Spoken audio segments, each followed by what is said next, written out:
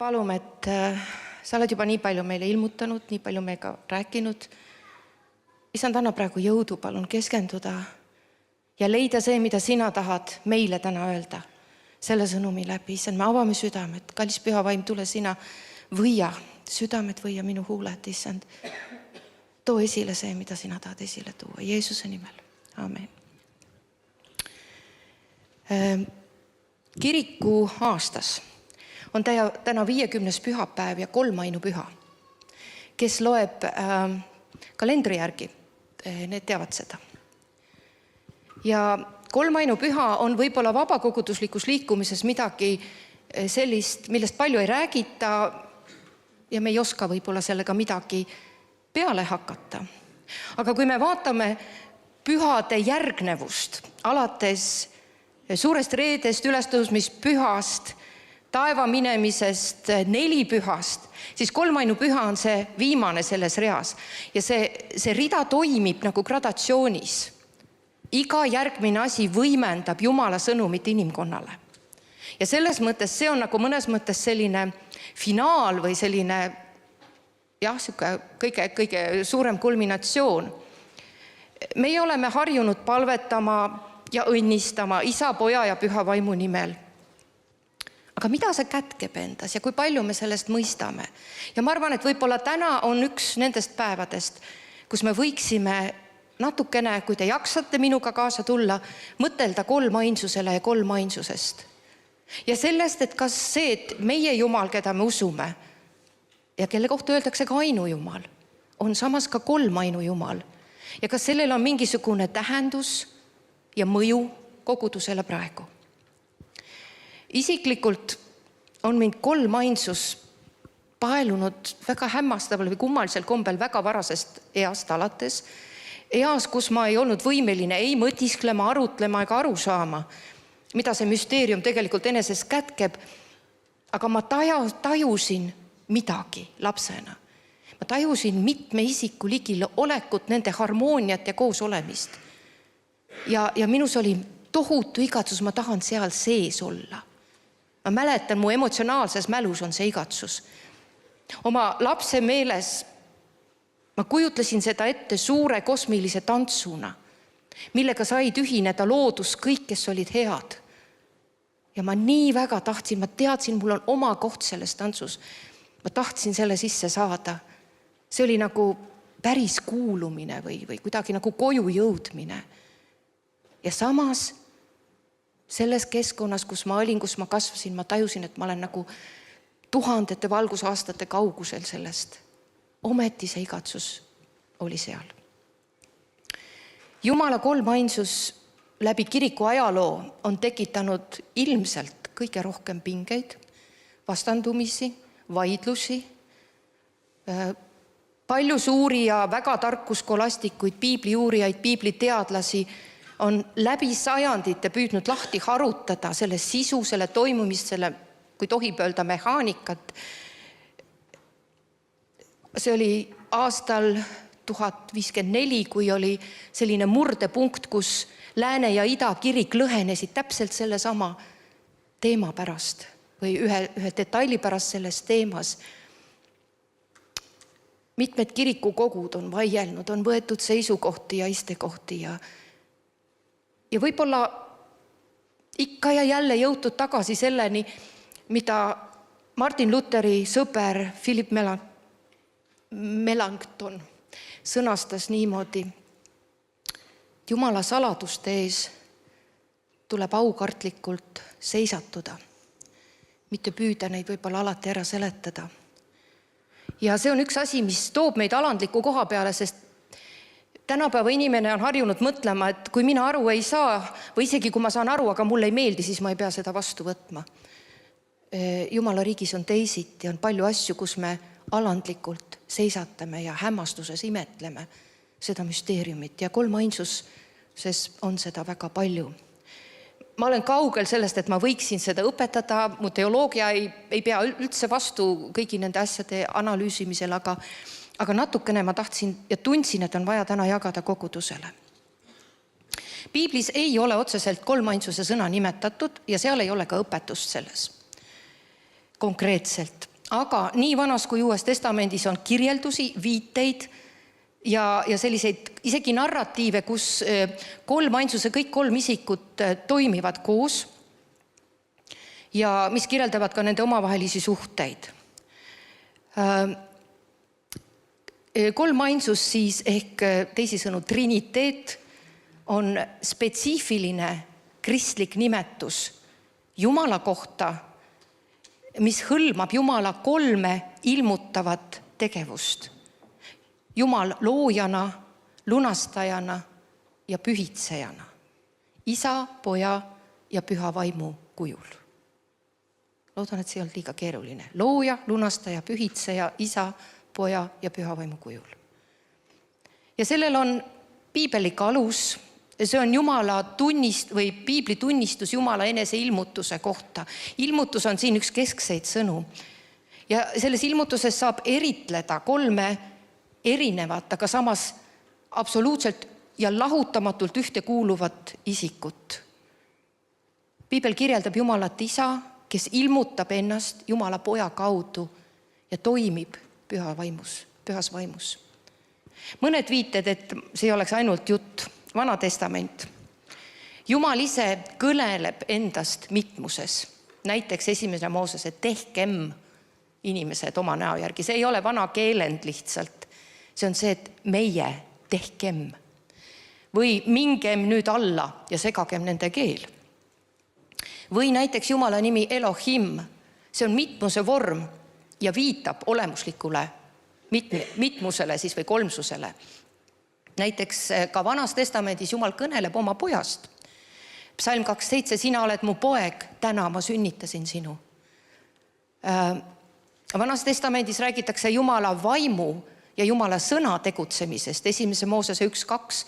Maa oli tühi ja paljas ja pimedus oli sügavuse peal ja Jumala vaim hõljus vete kohal. Või Jesaja 48:16. Ja nüüd on issand Jumal läkitanud minu ja oma vaimu. Ja nii edasi ja nii edasi. Ka näiteks see, kui täna ülistajad laulsid püha, püha, püha, see, et kui me räägime Jumala pühadusest või teda austatakse, see on väga sageli kolmekordne. Ja mõned piibliuurijad ütlevad, et see on ka viide kolmainsusele, püha Jumal, püha poeg, püha vaim. Uus testament, kõige tuntum kirjakoht Matteuse 28:19, suur läkituskäsk. Minge siis ja tehke jüngriteks kõik rahvad, ristides neid isa, poja ja püha vaimu nimesse. Samamoodi me ristime ka tänapäeval. Nüüd ka algkogudus, see kõige varasem kogudus, mõistis Jumala ilmutavat ja päästvat toimimist kolmel kujul, isa, poja ja püha vaimu tegutsemise läbi. Paulus, kui ta räägib armuandidest 1. Korintuse 12. peatükis, ütleb ka kolmainsuslikult, vaim on see sama ja Jumal on see sama. Väga sageli see kolmainsus on seotud just Kristuse esile toomisega ja kolmainsuses üks selliseid iseloomulikke jooni ongi see, et nad toovad üksteist esile. Seal ei ole tänapäeva keeles öeldes enese haipimist või sellist enesekiitust või millega me hakkame juba ära harjuma siin ühiskonnas, vaid vastupidi, nad tõstavad üksteist üles, nad austavad üksteist, nad kirgastavad üksteist. Rooma 15:16. Ei tea, mis, aitäh. Ütlesin just, et ei ole vaja vett. Ilmselt oli. Rooma 15:16. Olla Kristuse Jeesuse teener paganate seas tehes Jumala evangeeliumi preestri tööd, et paganate ohver oleks meelepärane, püha vaimu läbi pühitsetud. Kristuse Jeesuse teener, Jumala evangeeliumi töö, püha vaimu läbi pühitsetud. Või 1. Peetruse 1:2, kes on valitud Jumala isa ette teadmise järgi, vaimu pühitsemise läbi, Jeesusele Kristusele kuuletumiseks ja tema verega piserdamiseks. Ja nii edasi ja nii edasi. Hakake piiblit lugema kolmainsuse filtriga, te näete, kui palju seda on. Jeesus ütleb ise, Johannese 14:6, ja ma palun isa ja ta annab teile teise lohutaja, et tema oleks teiega igavesti, tõe vaimu, keda maailm ei saa võtta vastu. Jälle, kõik kolm on esindatud. Uus Testament räägib palju Jeesuse üks olemisest isaga. Paulus ütleb, Jumal oli Kristuses ja pühast vaimust kõneldakse sealsamas kui elavaks tegijaks. Ka teda nimetatakse mõnikord issandaks, kes ainsana inimese vabaks teeb. Ka täna meil oli tekst lepingutest rääkides Siinai mäel, kus olid kõik need 3 esindatud. Nüüd, et 3 isikut on erinevad.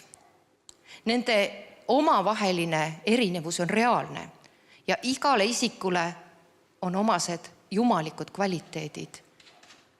Seda isikute omavahelist suhet iseloomustab täielik võrdsus nende olemuses ja nende väärikuses. Üks ajaloo vaidluspunkti on olnud, et kas on hierarhiat või ei ole, kes on ülem, kes on alam, kes kellestki lähtub, aga sellesse me ei lähe. Nüüd selle omavahelise suhte dominantideks, nagu ma juba ütlesin, on austus, kirgastamine ja armastus. Üksteise teenimine ja esile tõstmine, ühised otsused ja nende teostamine. Isa armastab ja austab poega, poeg armastab ja austab ja kirgastab isa. Püha vaim toob esile nende mõlema aulisust oma toimimises. Miks ma nimetan neid kvaliteete? Sellepärast, et nagu ma ütlesin, keskne sõna on ilmutus. Ja meie kogudusena siin maa peal, me laulsime nii nagu taevas, nõnda ka maa peal. Meid on kutsutud peegeldama Jumala näolisust, seda sama ilmutust ja seda sama laadset toimimist nendes samades kvaliteetidest. Üksteise austamine, kirgastamine, armastamine, teenimine, esile tõstmine, ühised otsused ja nende teostamine. Täpselt nii, nagu see toimib kolmainsuses. Luuka evangeeliumis loeme, kuidas püha vaim laskus ihulikul kujul Jeesuse peale kui tuvi ja isa ütles taevast, sina oled mu armas poeg, sinust mul on hea meel. Johannese 14. ütleb Jeesus, aga lohutaja püha vaim, kelle isa saadab minu nimel, õpetab teile kõik ja tuletab teile meelde kõik, mida ma teile olen öelnud. Väga maiselt väljendudes me võiksime öelda, et kolmainsuse kujul on meile tegelikult antud selline täiusliku armastuse ja meeskonnatöö toimimismudel. Meile on antud eeskuju ja mitte ainult, ka võimekus. Meil on antud eesmärk, mille poole püüelda koguduslikes suhetes. Ja kui keegi arvab, nagu mina lapsena, et see on valgusaastate kaugusel ja me sinna iial ei jõua, siis me ei ole arvestanud ressursiga, mis kaasa on tulnud. Jeesus oma ülempreesterlikus palves väljendas oma igatsust ja ütles, ma palun nende eest, keda sina oled andnud mulle, sest nad on sinu omad, me oleme tema omad. Hoia neid oma nimes, kolmainsuslikus nimes, mille sina andsid mulle, et nad oleksid üks, nii nagu meie. Et kõik oleksid üks, nii nagu sina, isa minus ja mina sinus, et nemad oleksid meis. Mina neis ja sinu minus, et nad oleksid täielikult üks. Et maailm, miks me peame pingutama, et maailm tunneks ära, et sina oled minu läkitanud ja et sa oled armastanud neid, nii nagu sa oled armastanud mind. Ei ole vahet. Nii nagu Jumal armastab Jeesust, armastab ta meid. Kas sa saad täna oma südame lahti teha ja öelda, et ma usun või vähemalt ma tahan uskuda, ma tahan vastu võtta. See on see, kuhu Jeesus tahab oma pruudi, oma koguduse viia. See on kutse suure tantsu sisse, olla osa ja toimida kõige imelisemas ja täiuslikumas osaduses, mis kunagi on antud. Ja seda ühtsust, armastust ja kirkust valab välja püha vaim. Ja kui see tundub sulle taevase muinasjutuna, siis tule maa peale ja võta vastu. Tee silmad lahti, ütle, et jah, ma tahan.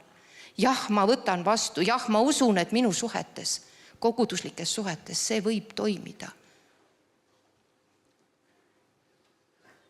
Teise Moosese, ja nüüd ma teen ühe järsu kurvi.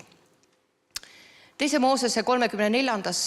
peatükis 29. salmis on juttu sellest, kui Mooses kohtus selle kolmainu Jumalaga ja sai käsud Siinai mäel, siis kuidas ta tuli ja tema pale hiilgas ja me lugesime tänases tekstis selle kohta.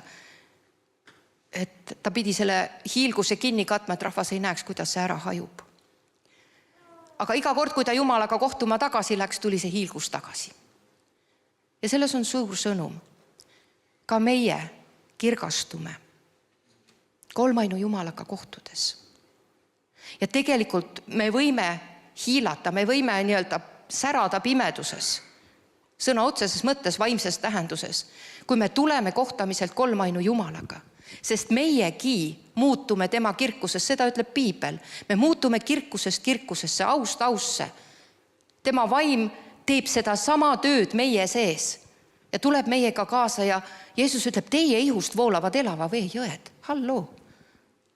Jumala vaim tahab toimida sinu läbi oma koguduse, läbi Kristuse ihu. Ja see kõik leiab aset meie südames. Enam ei ole kivilaudu, see oli see surmateenistus, millest me täna lugesime. Ja see pole alati väliselt nähtav, nagu Moosese puhul, aga see on tajutav. Sa astud ruumi, kus on sellised inimesed ja wow, kus ma olen, kui paljud on tulnud siit uksest sisse ja öelnud, siin on midagi erilist. Siin on midagi teistsugust, siin on püha vaimu konsultatsioon, siin on, teate neid ikoone, seda kuulsat kolmainsuse ikooni. Isa, poeg ja püha vaim istuvad ühe laua ääres ja seal on hästi eriline see, kuhu nad vaatavad. Väga-väga kõnekas ikoon, aga mul ei ole seda pilti täna teile näidata.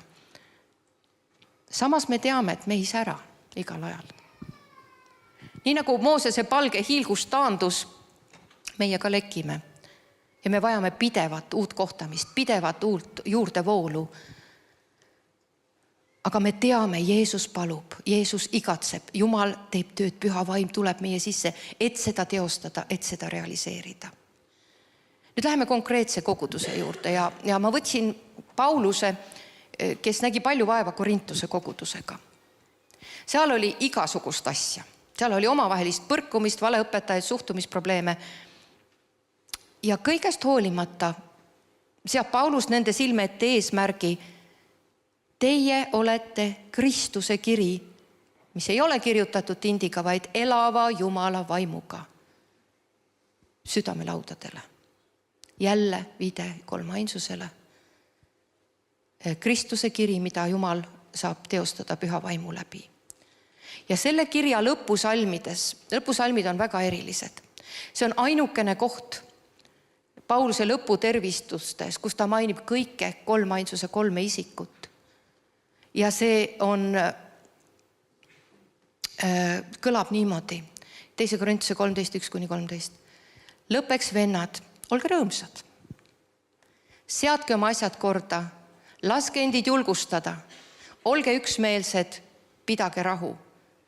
Küll siis armastuse ja rahu Jumal on teiega.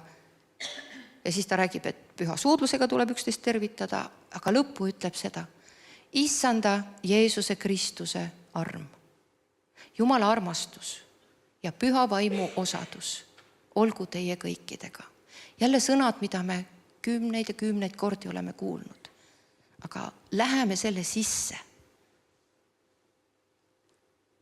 Kui Paulus eelnevalt on öelnud, et ta ei taha tulla karistades sinna kogudusse. Ja siis ta ütleb, et aga mul on hirm. Ta ütleb, ma kardan, et vahest on teie seas riidu, kadedust, raevutsemist, isepäisust, keelepeksu, salanõusid, hooplemist, korralagedust, rüvedust, hoorust ja nii edasi. Milline nimekiri?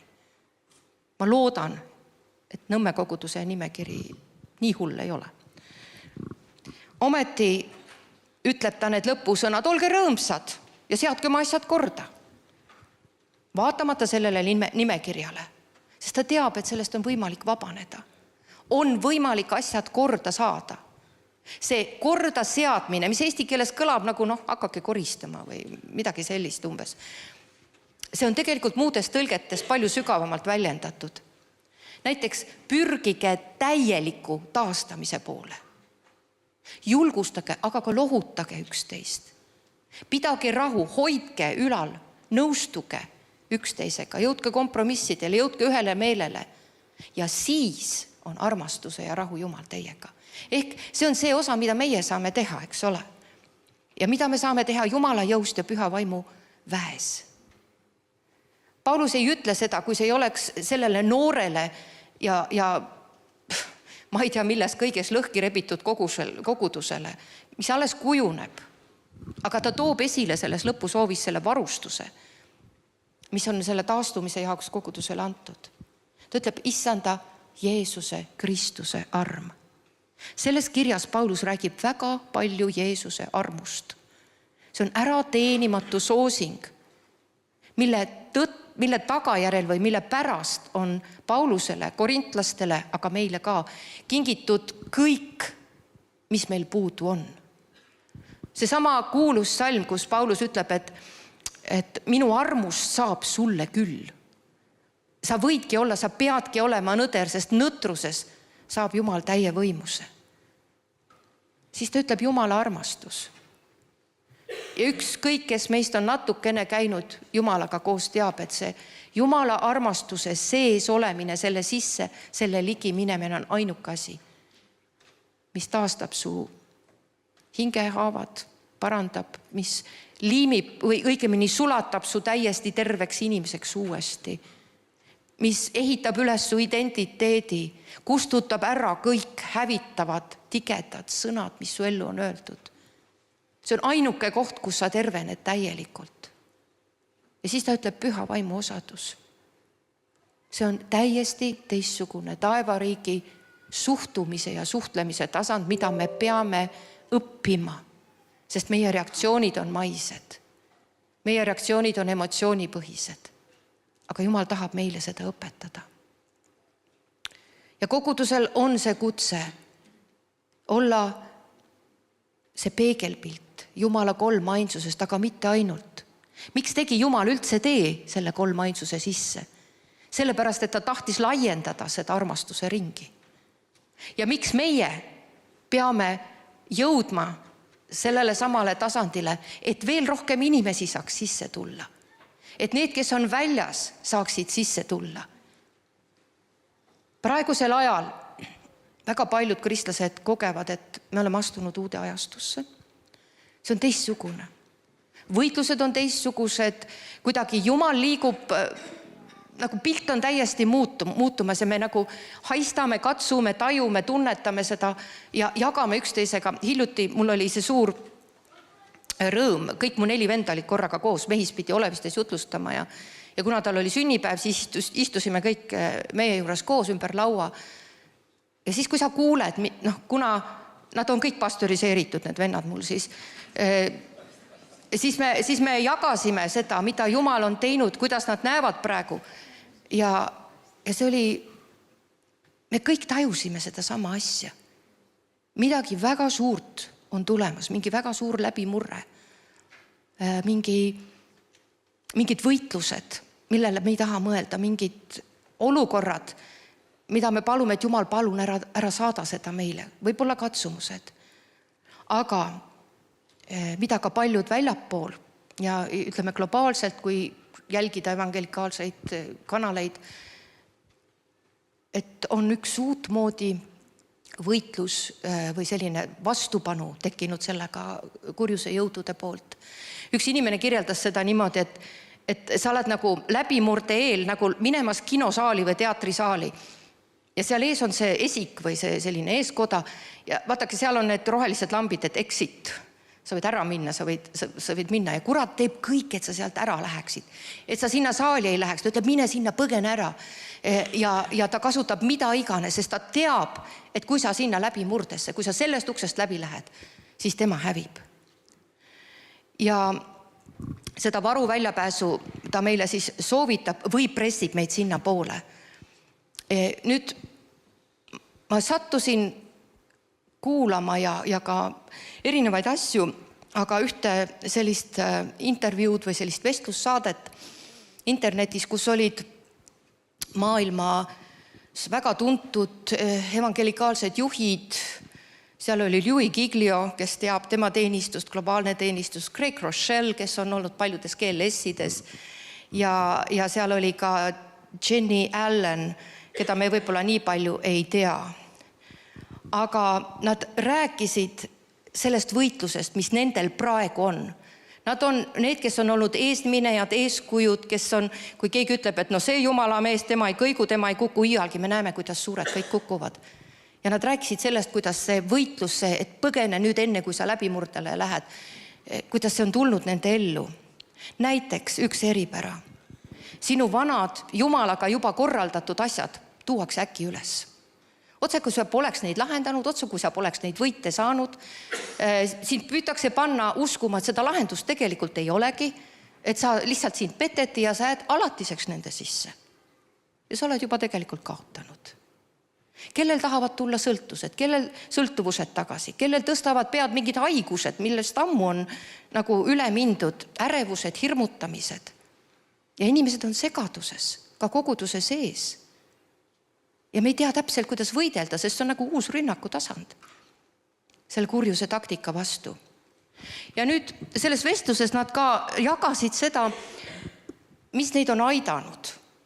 Üks näiteks oli see, et tuleb hoida kokku, tuleb sõdida koos ja mitte mingil juhul ei tohi eralduda. Siis selles vestluses oli üks selline märksõna, selline väga pime auk. Nad kõik kirjeldasid seda, et ühel hetkel olin ma pimedas augus. Ma ei tea, kuidas ma sinna sattusin. Ma ei näinud seda tulemas. Ma lihtsalt olin seal ja ma ei teadnud, kuidas ma sealt välja saan.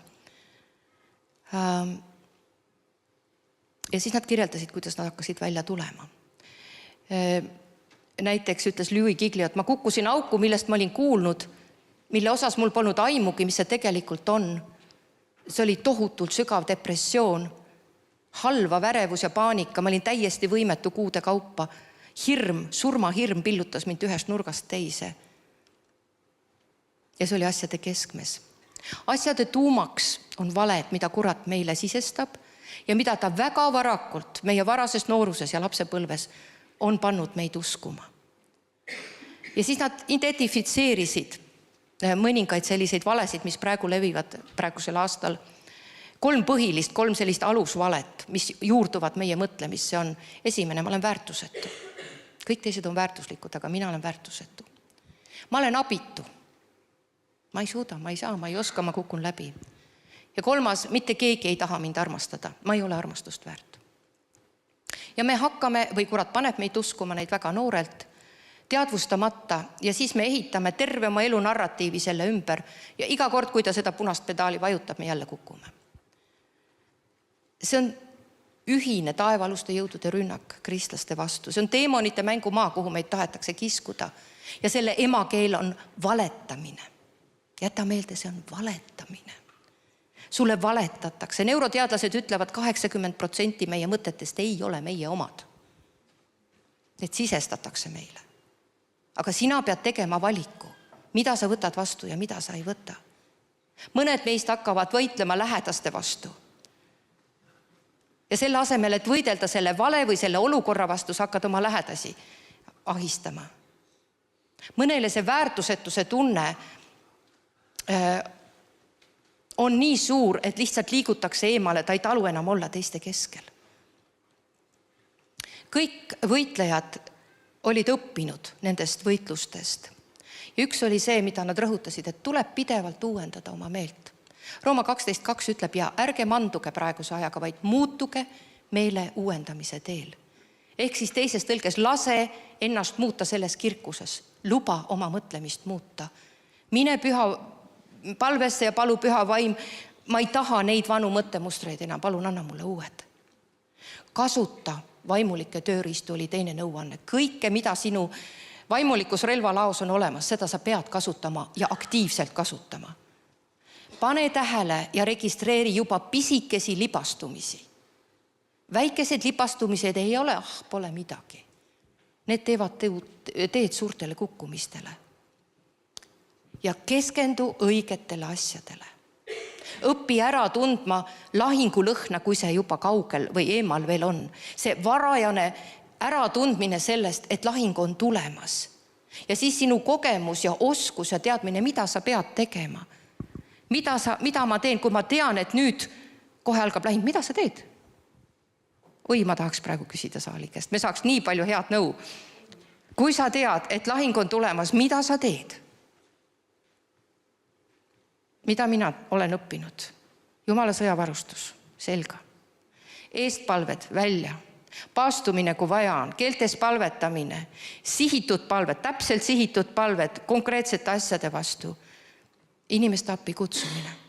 Ehk mitte see, ma ei ole, ma ei saa, ma kukun läbi, mind keegi ei taha, eks ole. Mitte need 3 emavalet. Ja ole ette varustatud ja mis on kõige tähtsam, ole täis Jumala sõna. Kui sinu vaim on täidetud Jumala sõnast, siis sa oled tugev, isegi kui su emotsioonid karjuvad ja torm möllab. Sa saad hakkama. Unusta ära see võlts häbi ja see kiriku näo tegemine. Jaa, mul on kõik korras, ei, mul on nii hästi kõik, tegelikult ma upun ja mu maja põleb. Me ei tohi nii olla enam, sest tõde on meie relv. Kui sinul on sund sooritada ja mõnel on see, millega kurat teda peksab, sa pead kogu aeg tõestama, et sa oled tasemel. Siis tuleb endale või siis oma hädas olevale sõbrale meelde tuletada, kuule, me kuulume teise kuningriiki. Sa oled juba vastu võetud, sa ei pea sooritama, see üldse ei kuulu menüüsse, sest sa oled armastatud. Ja tõde on see, mis teeb su vabaks. Aga mõnele tuleb seda meelde tuletada aastakümneid, kuni ta sellest jänesest lahti laseb. Mulle see jänes meeldis. Ta oli nii hirmunud näoga ja hirm on see, millega meid seotakse, eks ole. Kui Louis Gigli ütleb, et kui sa võitled surmahirmuga ja seda on tänapäeval väga palju, ma näen oma töös seda surmahirmu, selle kõige tõhusam rohi on Jumala tõde. Ükskõik, mida vaenlane sulle valetanud on. Ükskõik, kas seda tõde vahendab sulle pastor, psühholoog, psühhiaater, su sõber, su palvegrupp, su kodugrupp. Sul on vaja seal sügavas pimedas augus kedagi, kes ütleb, ma tean, kus sa oled. Ma olen istunud inimeste kõrval, kes 3 aastat ei tule leinast välja. See auk on nii pime ja nii sügav. Aga tal on kogu aeg vaja, et keegi ütleks, sa tuled välja. Ma tean, siit on väljapääsutee, sest Jumal on niimoodi öelnud. Ja tal peab olema midagi, millest ta kinni hoiab. Mul on üks teine sõber, kes aeg-ajalt saab südamesse ja saadab piiblitekste inimestel, keda Jumal ta südamesse paneb. Ja 10 kordi on ta saatnud mulle õige teksti õigel ajal, millest ma olen saanud kinni hoida. Sa ei tea, kuidas koguduses Jumal tahab sind teenida. Ja Louis ütles, kes surmahirmuga maandles, ütles niimoodi, ma varsti kohe lõpetan. Kui talle öeldi, et nüüd sa kohe sured, sul on see haigus ja teine haigus, ta seal loetleb neid haigusi. Siis ta õppis vastama, tead, ma ei sure. Mul on igavene elu Kristuses. Ja kui ta hakkas seda ütlema, siis ta hakkas sellest august välja ronima uskumatul moel. Ja ta ütleb, et Jumal ei ole selles psalm 23 öelnud, et ta juhib meid surmavarju orgu surema, vaid ta ütleb, et ta viib mind läbi. Ta viib mind sealt läbi, aga kurat ütleb, siia sa jääd ja siin sa oled ja siia me sumatame. Tegelikult, mis tuleb peale seda surmavarju olgu, on kaetud laud. Need inimesed ütlevad, et mitte mingil juhul ei tohi sa jääda isolatsiooni. Isolatsioon on vaenlase relv. Üksindus Jumala ees, kõrbes koos Jumalaga olemine, see on õnnistus. See on see koht, kus sind muudetakse ja vahest on see valus. See on vaimulik distsipliin, aga isolatsioon on see koht, kus vaenlane hakkab õitsema. Ja kui sa oled sinna kukkunud, siis on sul vaja sõpru, kes sulle sõnumeid saadavad ja ütlevad, kuule, selle nurga tagant tuled nüüd tagasi välja. Ükskõik, kas sa tahad või sa ei taha. On hästi oluline, et me koguduses oleme ausad ja me räägime olukordadest nii, nagu nad tegelikult on. Mitte ainult positiivsest ja heast, vaid ka sellest, et ma enam ei jaksa. Ma olen palvetanud, kes ütles mulle hiljuti, ma olen 20 aastat palvetanud ja oodanud imet. Midagi ei ole tulnud. Mina enam ei jaksa. Ma ei taha ka enam. Mul ei ole üldse mitte midagi alles. Ja siis sa oled tema kõrval ja mõtled, et Jumal, mida ma nüüd teen? Ja tavaliselt vaim annab sulle midagi, mida sa ütled või teed. Rääkimine toob meid alandlikkusesse, aga ta toob ka usalduse paika. Ja seal on vabadus. Alandlikkus sünnib aususes, aga see avaldub enda haavatavaks tegemises. Ja me vajame abi, et oma või üksteise võitlusi, aga ka eksimusi tunnistada. Jakobus ütleb, tunnistage, et te saaksite nad andeks, et Jumal saaks teid puhastada. Ja ta ütleb ka, tunnistage, et teised võiksid palvetada teie eest. Ma ei hakka praegu rääkima sellest, mida teeb kellegi augus olemine lähedastega, aga lähedased võivad olla ka väga suurelt koormatud ja ka neid tuleb märgata. Aga nad võivad olla ka see sild, mille kaudu inimesed tulevad tagasi kogudusse. Sul peaks olema otse kui toetusmeeskond ja Jumal toob need inimesed su ümber, kui vaja. Kes tuleb su ümber, kes aitab sul sõnastada asju, mida sa ei oska sõnastada, kes tunneb ära teatud rünnakud, teatud võitlusviisid, kes ütleb, nüüd on seda vaja, kes palvetavad su eest. Ja selles kõigis, kui sa õpid uutmoodi elamist, uutmoodi suhtumist, uutmoodi puhkamist, oma peresuhteid, mida kõike sa pead õppima, nad ise õpivad koos sinuga. Ja te kasvate kokku ja sellepärast on kodugrupid ja palvegrupid ja igasugused grupid on tähtsad. Laulukoorid ja muud asjad. Et te räägite, et te suhtlete, et te olete koos ja et te toetate. Ja viimane asi on see, et pane tähele alarme. Teate, meil on need häired nüüd tulevad, eks ole, telefoni. Ja me kehitame esialgu õlgu nende peale. Annaks Jumal, et see nii jääks. Aga kui nad ütlevad seda, et kui su sisehääl või teised inimesed su ümber ütlevad, võta tempo maha, ära tee seda, ära mine sinna, siis sa pead seda kuulama. Ja kui su sisse tuleb hääl, mis ütleb, ma pole armastusväärne, ma jään alati läbi kukkujaks, ma pole midagi väärt, bla, bla, bla, siis sa pead minema ja abi otsima. Sa oled täpselt nii tugev, kui aus sa suudad olla. Ja kui sa oled tark, siis sa reageerid esimesele häiresse. See naisterahvas seal vestlusringis ütles, et tema vaatab oma keha. Kui ta keha läheb pingesse, mõtted lähevad plokki, siis esimese ta ütleb Jumalale, miski on valesti, mis ma nüüd tegema pean. Ja kui see on 48 tundi kestnud juba, siis ta helistab sõpradele, kes palvetavad. Nii et on olemas relvad ja Jumal õpetab neid meile. Nüüd, miks ma seda nii pikalt räägin? Sest me peame õppima liikuma, me peame õppima paranema ja eesmärk on see, et me oleme kogudus, kuhu teised saavad tulla. Et paraneda, et terveneda, et olla selles kolmainsuse, õnnistuse osaduses. Mõned inimesed on koguduses haiget saanud. Ja kui sul on see valukogemus, siis ma ütlen sulle lihtsalt, ole kallis, tule tagasi, et saada tervenduse kogemus. Nüüd ma ütlesin, et kui me surmavari orust läbi läheme, siis seal on üks laud.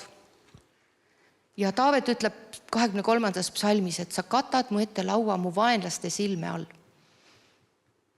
Kui me istume selle laua taga, siis kõigepealt me peame teadma, et sellesse lauda on meid kutsunud kuningas. See, kellest me rääksime, et ta on püha, ta on ülim, ta on suurim, me peaaegu ei suuda hoomata, kui võimas ta on. Ja ta on katnud selle laua sulle ja ootab sind seal, et sa tuleksid sinna. Aga see koht on täiesti pöörane. Keset lahinguid, keset su vaenlasi. Ja kui sa seal laua taga istud, siis sina valid, kas sa vaatad vaenlasi või sa vaatad oma kuningat. Ja ta ei ole ainult selleks katnud seda sinna, vaid ta on katnud selle keset võitlusi selleks, et su vaenlased näeksid, kuidas sina särad keset võitlusi ja kuidas nemad peavad taganema. See on tunnistus ka vaimses maailmas. Otsi oma laud üles keset võitlusi. Jumal on selle sulle katnud. Seal on teisi selle laua ümber, kes oskavad sind juhtida. Ja ütled, ma võtan vastu sinu lahendused, sinu teed.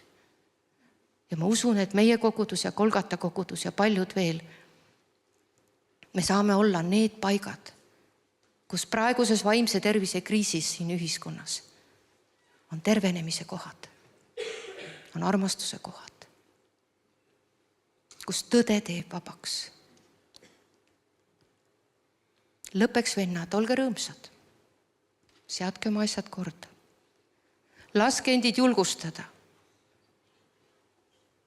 olge üksmeelsed, pidage rahu, küll siis armastuse ja rahu Jumal on teiega ja issanda Jeesuse Kristuse arm ja Jumala armastus ja püha vaimu osadus olgu ja jäägu meie kõikidega. Amen. Palvetame.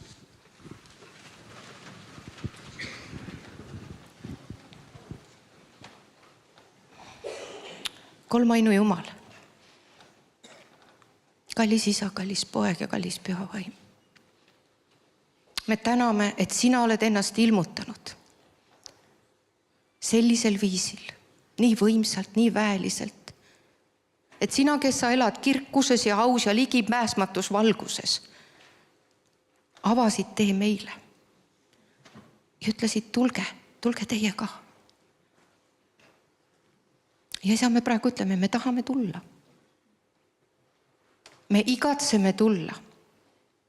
Me vajame seda osadust, see on meie kodu.